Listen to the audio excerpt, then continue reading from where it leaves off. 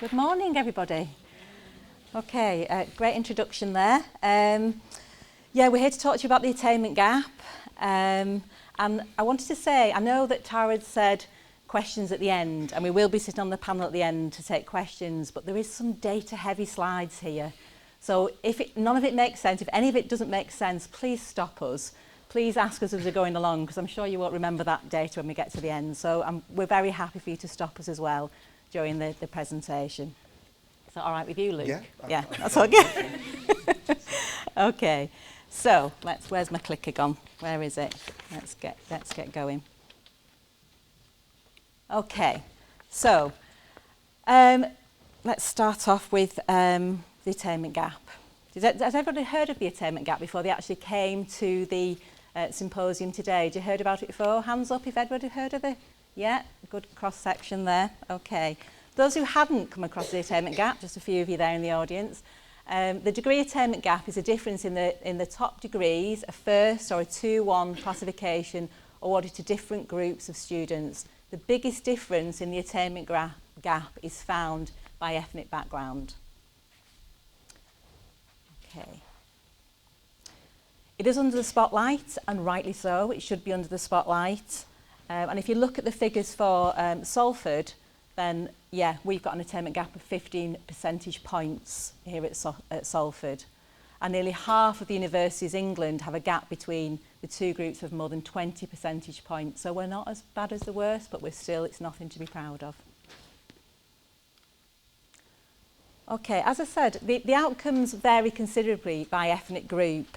So grouping people together using the BAME category, it's sometimes a bit problematic because it's not a homogeneous group. And if we look at our data for Salford, that is the case. So if we look at, can you see this chart quite well? Yeah, okay, so we'll look at that, and we've highlighted there that actually our biggest attainment gap is for our Black British African students, where it is around 25% difference. And it makes sense that the Office for Students have actually put a target in there that looks at that specifically. So the Office for Students target is to eliminate the unexplained degree outcome gap for first or 2-1s between white students and black students by 2024 to 2025. So obviously from our point of view, that's something that we really need to be aware of. And to eliminate the absolute gap, the gap caused by both structural and unexplained factors by 2030 to 31. And I don't know if it's worth just pointing out there that in order to achieve that aim, that means that students joining in 2021 must be sort of at an institution where they won't experience barriers to education. So we were there's an 18-month time frame to start delivering on it, even though it seems quite far in the future. You will get these slides afterwards, I'm presuming, Tara. Yeah, so you'll be able to look in more detail at that gap across all those ethnic characteristics. Okay. So, what have we done so far at Salford? We did identify the possible causes through looking at research, looking at what other higher education institutions are doing. We looked at best practice, case studies, and we also looked at our data, our high-level data, and I've just shown you a piece of that data. And we're also looking at what the value-added score is, but Luke's going to talk a little bit later on about that. We've developed our plan based on what the research says, what the good practice is across higher education, and also our own data. But we wanted to be sure that we didn't keep looking at the data constantly, because there is an opportunity there just to get so consumed by the data that you don't actually do anything. So we wanted to make sure that our plan had a balance there. So it had a balance of good practice and where we can put that in place straight away, but also continuing all the time to look at that data. We wanted to avoid the deficit model. Everybody heard of the deficit model? And that's where we actually say, well, actually, this is your fault, student. This is something that you're bringing with you here in terms of the qualifications you're coming in with that's impacting on this attainment gap. And it's really taking ownership of that as an institution and saying, actually, it's our problem as an institution and we need to fix this. As I said earlier, we wanted to be agile with that data. We wanted a solid, defendable data model. And that was really important when we're going into these environments where our academics can really sort of totally confuse me with the data in terms of really pulling it apart and is it really, you know, what is the data really saying? So we wanted a defendable model that we could stand by, that we just kept pushing back in terms of some of our staff saying, but I want more data, I want you to explain this in more detail, and really challenging whether there was a gap. So we wanted a really a sort of a defendable model that we could keep pushing back on and saying, this is what it looks like, this is our reality, so we need to do something about this. Yeah. Thank you very much. Yeah, so I think it's just before I start talking about some of the in more detail about the things we've done, it's worth pointing out that sort of this is a joint work stream between the Students' Union and the university, and sort of myself as Strategic Projects Manager has been delegated to lead on this. And I think it's really important to note the strong partnership working there that's been identified, and the fact that this has been identified as a priority area by our students and our student officer team in previous years to really work on, such that the union has allocated specific resource to tackle it. So we've started looking at, so when we were looking at developing an action plan, we'd started developing 5 sort of key areas that we're looking at to tackle this. This is about our research, data and reporting, our regulations, policies and procedures of the institution, looking at how we raise awareness of it, the training and development needs for the institution, and what student support might be necessary. Obviously, student support is just one area of the whole work plan, sort of trying to re-emphasise not falling into that deficit model approach that was actually, we don't just need to train our students better, how are we going to dismantle barriers within the institution that are inhibiting student success? So there's a few key areas on the data that I just want to bring out to start with. I'll run through relatively quickly and then we can have a discussion. And so the first one is looking at entry qualifications. There was a conversation of, actually, are our students just not doing as well because students coming in with BTECs or coming in with just do worse than students with an A-level qualification? And the data shows that there is a gap. If you have a BTEC, you will generally get less likely to have a good degree, but when you break that down between white and BAME students, there is still a gap. So our white students with BTECs are doing better than our BAME students with BTECs, and a BTEC is a level 3 qualification on entry. The next slide we're looking at is looking at the family background. We generally found that our white students tended to be from a much higher socioeconomic class than our BAME students, which will be sort of backed up by other data that you understand. It's important to note here there is a very high percentage point of not classified or not known. The data on socioeconomic class isn't particularly robust, but it's with that caveat in place, when you look at the gap, there is still a gap at every level of every socioeconomic class. So it's not actually socioeconomic class that is contributing to the BAME attainment gap as well. There is something else happening here.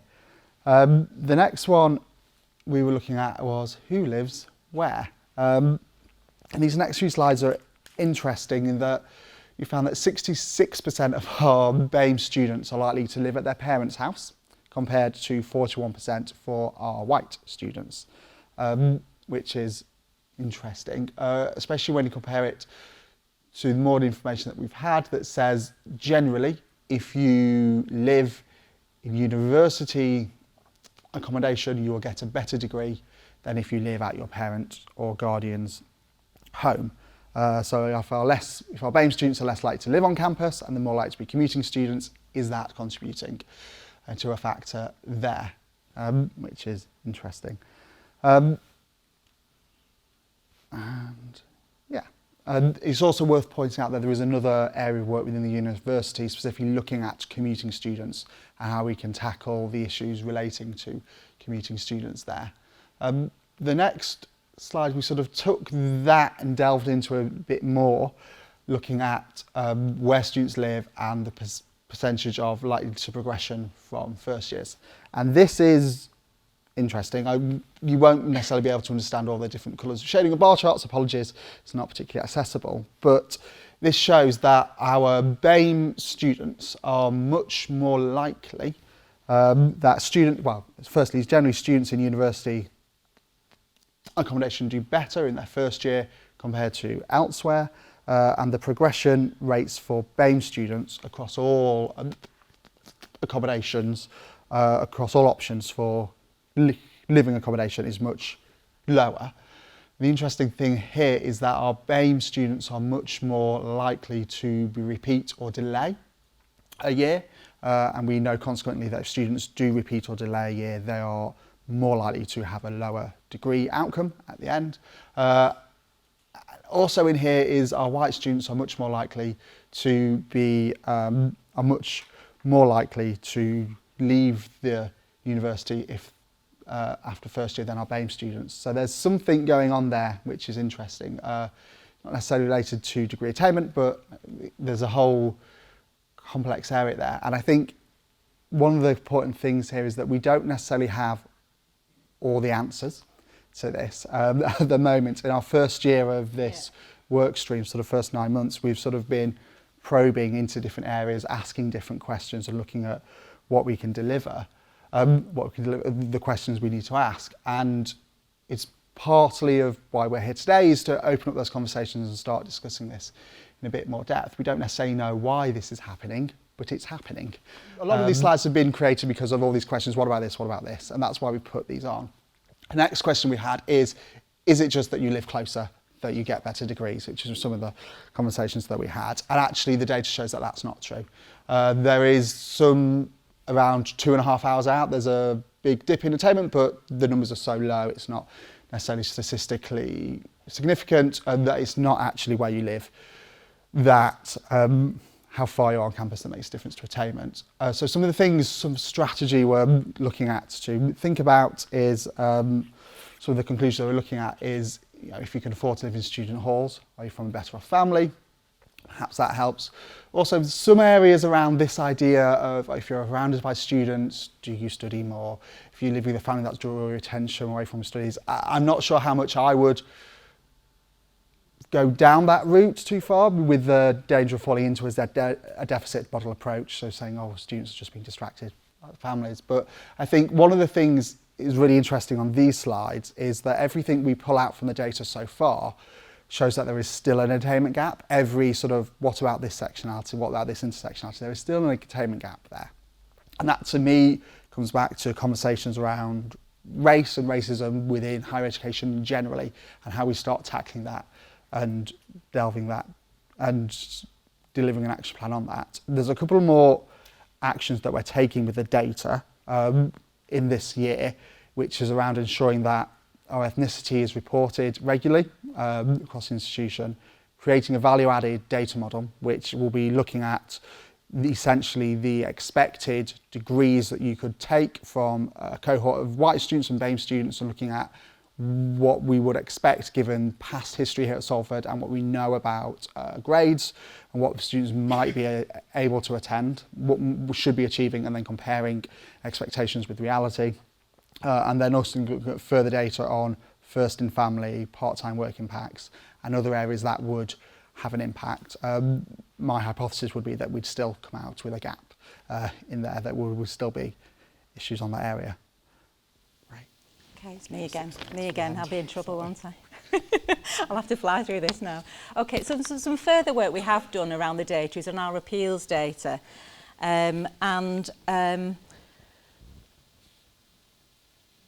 Appeals, does anyone know what appeals are? Academic appeals? I don't have to explain that, okay. So what we found when we looked at our appeals data was that our BAME student accounted for 30% of our student population, but actually 42% of the appeals that we were seeing. And actually, when we looked at that even in more detail, 64% of the appeals were upheld for our BAME student, whereas 77%, or just over 77% of appeals were upheld for our white students. So again, we were just trying to understand what's going on here. What we found when we looked at health and society in a little bit more detail was that actually the reasons for the dismissed appeals differed quite distinctly between our white students and our BAME students. And our BAME students were more likely to put appeals in terms of, let me just get the right wording here, fit to sit. So fit to sit. So actually they were going into the exam saying they were fit to sit and then putting an appeal in later on. And that's why it wasn't being upheld, because actually by going to the exam, you're saying I'm fit to actually sit this exam. So we found there was a difference in terms of what those appeals looked like when we looked at that by ethnicity. So again, we didn't know we had exactly what the answer was there, but we knew there was something in there that we needed to understand better. So what we've done in terms of actions, so again, I don't think we've got to the absolute root of the problem, but we're trying to sort of understand better what the difference is there. We're going to test that theory with some focus groups, so we're going to get groups of students together to just test that theory out. Is this what's happening? There is a new rule this year, and it's not because of the attainment gap, it's coming anyway, around allowing students to self-certify as unfit. So that, you know, you could put a personal mitigating circumstances form in. So if they actually self-certify then that they're unfit to sit that exam, rather than having to get a GP to actually certify that. We're hoping that that might have an impact on the number of appeals as well. We're also looking at the ethnicity data for our course reps and student reunion reps and our SPAs. And somebody shout out what SPAs means, because I can't remember off the top. Student progression assistants, so administrators, yeah. So actually we were, thank you.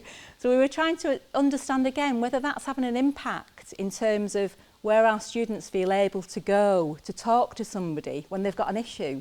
And does that have an impact if actually all our SPAs are white, all our course reps are white, all our student union reps are white? I'm not saying they are, we're looking at that data at the moment, but certainly our SPAs are. So again, you know, trying to get underneath that problem, trying to get underneath that data to get to what the nub of the problem is. And also something else we talked about was our personal mitigating circumstances. The guidance around that is given very early on when a student starts at the university, and perhaps not given during the year or not understood during the year and reinforced during the year. So that's something again that we're looking at communicating consistently throughout the year. So that's a little bit more detail about the appeals data.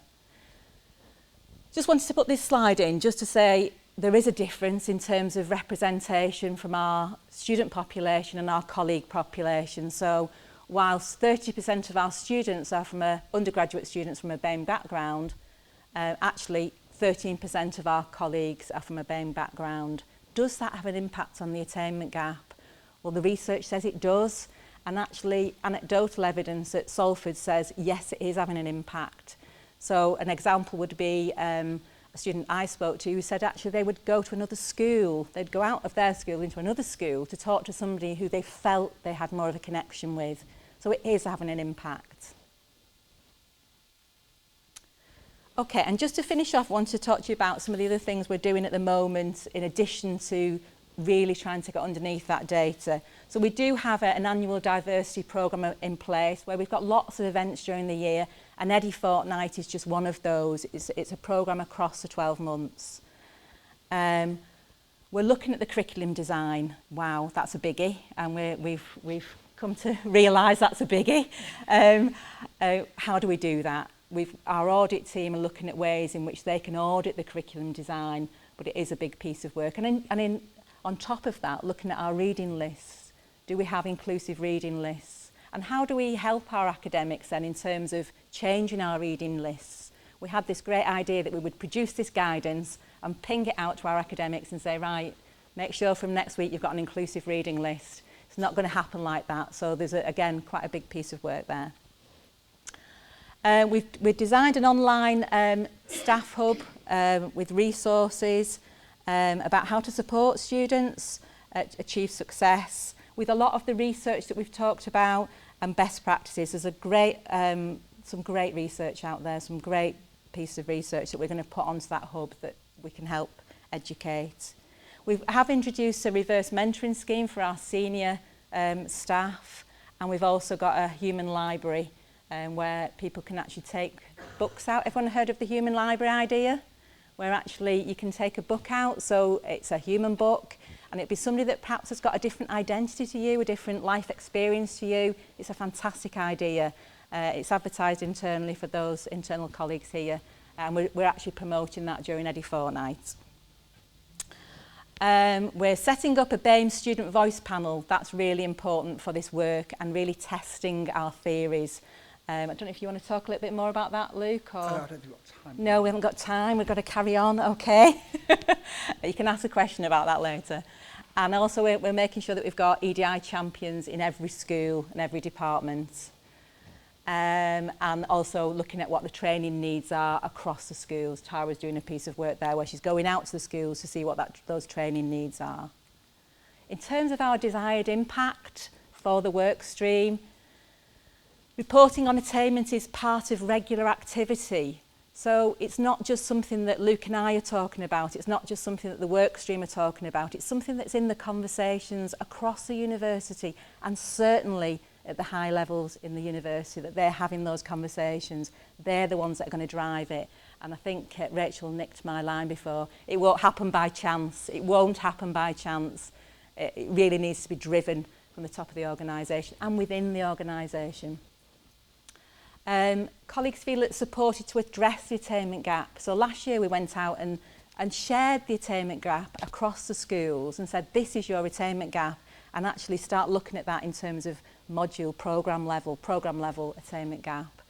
But actually going out and saying this is your attainment gap, but giving them no tools in order to change that, it would be the wrong thing to do. So it really is helping and aiding that across the university.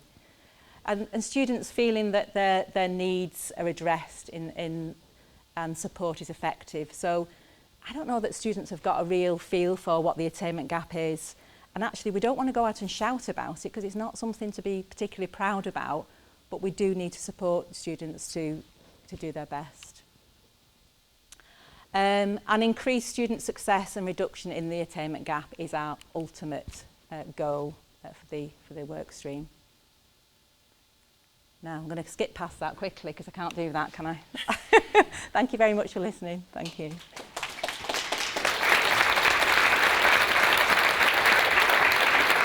I'm going to